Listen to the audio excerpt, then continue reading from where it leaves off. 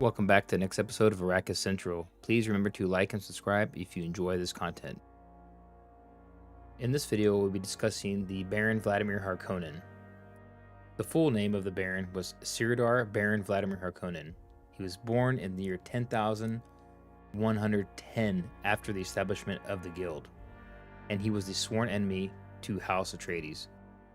In the 1984 version of Dune by David Lynch, the Baron is played by the actor Kenneth McMillan. He was also seen in the 2000 Sci-Fi Channel miniseries Dune, played by Ian McNeice, and then most recently in the 2021 and 2024 versions of Dune by Stellan Skarsgård. If you count the Butlerian Jihad books as canon, which most people do, the Baron is the long-lasting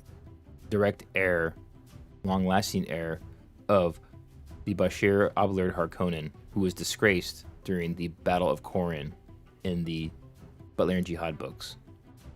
I do advise, if you do like those books, to go back and read them, and you would have a good understanding of why the Harkonnens hate the Atreides so much.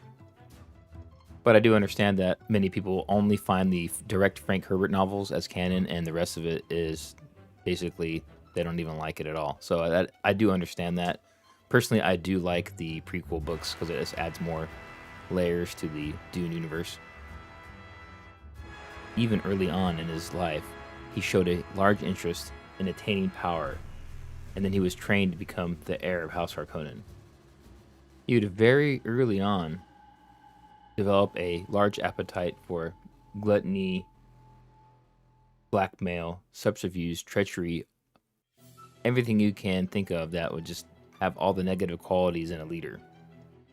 He also would develop a urge or lust to abuse young slaves, particularly boys, and that was one of his main pastimes when he wasn't partaking in the governmental actions of Giedi Prime.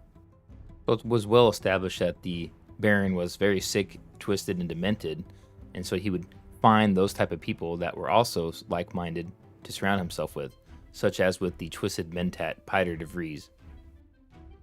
Piter de Vries would be a very selfish and self-indulgent person as well, even though he was a mentat. And early on in the first Dune book, it is stated that Piter de Vries was to get Lady Jessica for himself once the Harkonnens overthrew House Atreides. Early on in the book, you see the relationship between the Baron and Piter and how hostile the relationship is. And they are having inner monologues in their own minds during that part of the book in which they pretty much talk about how they hate each other, but they don't know that. But Piter knows the Baron won't do anything to him right away because he needs him. He needs his mentat skills in order to pull off this treachery against House Atreides. At the same time, the Baron knows that he can't keep Piter around, so he's already planning on ways to get rid of him. But we all know what would happen is once Duke Leto releases the poison tooth, that would solve that problem for the Baron right there. He was also trying to groom his next heir, which at first he was going to choose Glasur Bond, but he would be way too violent, way too unpredictable, and he would not be a good governing body. So he would then choose to use Fade Rautha, his other nephew, to try and groom him. But the issue with Fade Rautha is that he was secretly always plotting to assassinate the Baron behind the scenes. I do recommend you check out my Fade Rautha video as kind of interlinked with the Baron Harkonnen's information as well. So as we all know in the book, the main plot is the Baron and Piter de Vries developed a overthrow plot of House Atreides, and he would be aided secretly by the Emperor. The Baron throughout the book would be so pleased with himself, so overly confident on how great this plan was going to work. But when it gets to the point where they think they have gotten rid of Lady Jessica and Paul forever, after he sends his people to get rid of them, and they're overconfident they think that the desert will take them, he then begins to squeeze spice, having Raban to squeeze. He actually says that a couple times in the films too. Squeeze as much spice out of Arrakis as he can. What is not mentioned in the latest films is that the subplot of the Baron using Raban to just have his brutal hand on the people of Arrakis, the Fremen people, And then he would use Fade to come in and be a more just, so to speak, ruler. And then the people would then accept Fade more. And it was a master plan he had of basically good cop, bad cop, so to speak, on the people of Arrakis and spice production. So once the assault on Arrakeen occurs, which in the films is shown by battle, invasion scenes, but in the book, there is no battle invasion scenes really described. It basically jumps to Paul and Jessica and the father, Duke Leto, already kind of subdued, and they've already pretty much rolled right through the Atreides forces.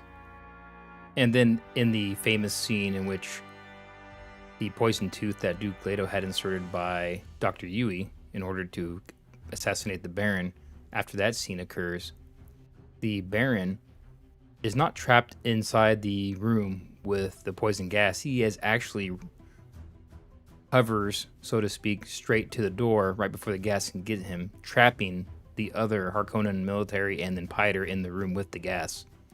So that is slightly different from the latest movie, in which he basically survives between the shields and hovering to the ceiling, which was not the case in the book. Another character which is left out of the films is the Vladimir Harkonnen's kind of henchman, Harkonnen military henchman, like in Nefud. Nefud was shown in the 1984 film, but not in the most current films. And he was basically a drug-addicted Harkonnen henchman that was pretty much the Baron's right-hand man to kind of do whatever he wanted on the side. But once House Atreides is decimated and taken over, the Baron will have Lady Jessica and Paul flown in an ornithopter out into the desert to be disposed of. And in this scene, there is a deaf Harkonnen soldier put on the ornithopter so the voice cannot be used. This deaf person is shown in the 2021 film, but it is not described as being directed to have that person on there, as they knew about the voice. The Baron would go on to gloat and then start his master plan on ramping up spice production again on the planet, as thinking Paul and Lady Jessica are dead and the entire Atreides line is gone. But this would come back to haunt him once Paul became Muad'Dib and started shutting down spice across the planet. So once spice production starts getting decimated by Paul Muad'Dib, which they don't know it's Paul Atreides at this point, he then does have to come in there to, put Fade in power.